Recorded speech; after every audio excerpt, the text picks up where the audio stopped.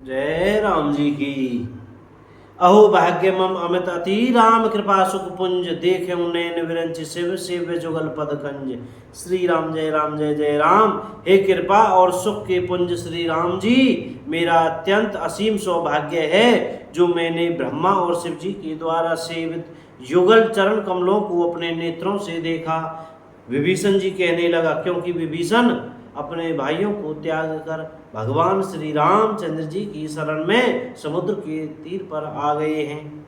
सुनो सखा निज कहूँ स्वभाव जान, जान भुसंडी शंभु गिरि जाऊ, जो नर होई चराचर द्रोही, आवे सभे शरण तक मोही।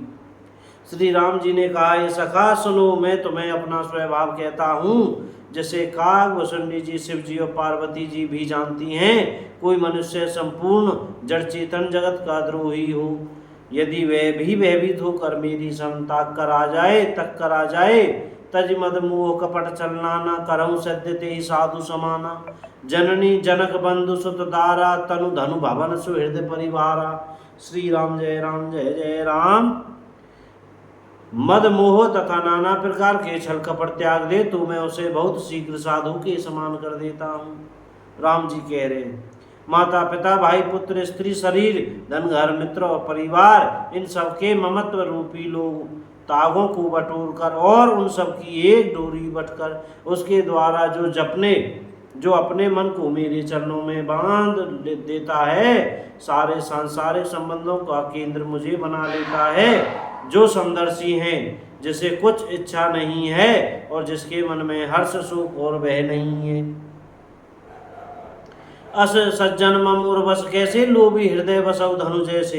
हे सज्जन, ऐसा सज्जन मेरे हृदय में कैसे बसता है, जैसे लोभी के हृदय में धन बसा करता है। तुम सरी के संत ही मुझे प्रिय हैं, मैं और किसी के निहोरे से कृतज्ञतावश देह धारण नहीं करता। जो सगुण साकार भगवान के उपासक हैं, दूसरे के हित में लगे रहते हैं, नीति और नियमों में दृढ़ हैं और जिन्हें ब्राह्मणों के चरणों में प्रेम है, वे मनुष्य मेरे प्राणों के समान हैं। सुनु लंकेश सकल गुण तोरे, ताते तुम अतिशय प्रिय मोरे।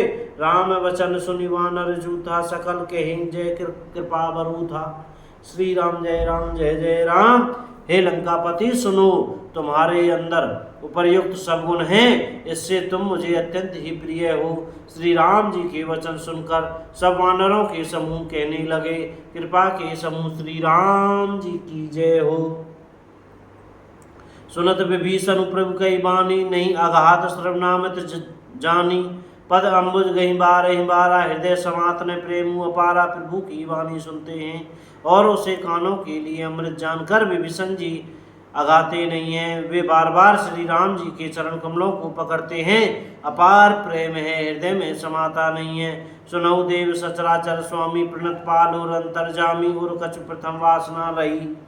प्रभु पद प्रीति सरत सो वही।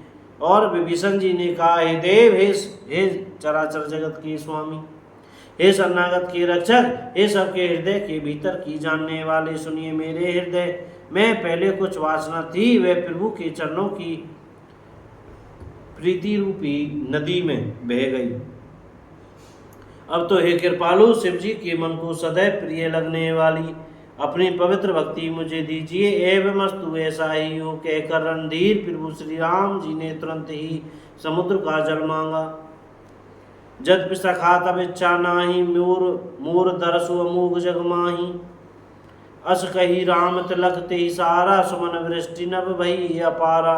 और कहा, हे सखा, यद्यपि तुम्हारी इच्छा नहीं है, पर जगत में मेरा दर्शन अमोघ है, वह निष्फल नहीं जाता। ऐसा कहकर श्री राम जी ने उनको राज तिलक कर दिया। आकाश से पुष्पों की अपार वृष्टि हुई। श्री राम जी ने रावण के क्रोध रूपी अग्नि में, जो अपने विभीषण की श्वास वचन रूपी पवन से प्रचंड हो रही थी, जलते हुए विभीषण को बचा लिया और उसे अखंड राज्य दिया।